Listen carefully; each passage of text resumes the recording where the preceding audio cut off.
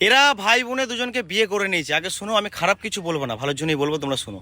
তো দেখো, কাল পর্যন্ত যে আমার বোন ছিল আর আজকে সে আমার বউ, মানে কতটা পরিবর্তন একবার দেখো।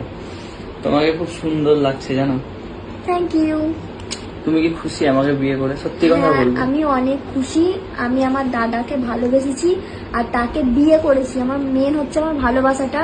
ওকে আমি বিয়ে করে অনেক খুশি আছি। আর কে কি বললো তাতে আমার কোনো যায় আসে না। দেখ ভাই, প্রতিনিয়ত মুসলিমদেরকে কথা শুনতে হয়। অনেকে এর কারণটা জানে না, তা সত্ত্বেও উল্টোপাল্টাভাবে মুসলিমদেরকে বলতেই থাকে। দেখ, মুসলিমদেরকে বলে বলুক, কিন্তু ভাই তোরও এটা করা উচিত হয় না, কারণ নিজেদের ভাবা আবেগ নিয়ে খেলা কখনোই উচিত নয়। তোরা অন্তত যা করেছিস, ভিডিও পোস্ট করিস না। এটা নিয়ে সমাজে একটা খারাপ বার্তা যাচ্ছে। তোরা তো করেই ফেলেছিস, ওটাকে নিয়ে আবার মুসলিমদের নামটাকে বেশি করে জড়িয়ে পোস্ট করা হচ্ছে। তাই অনুরোধ করবো তোদের দুজনকে, যা করেছিস, তোরা ভিডিও পোস্ট করিস না।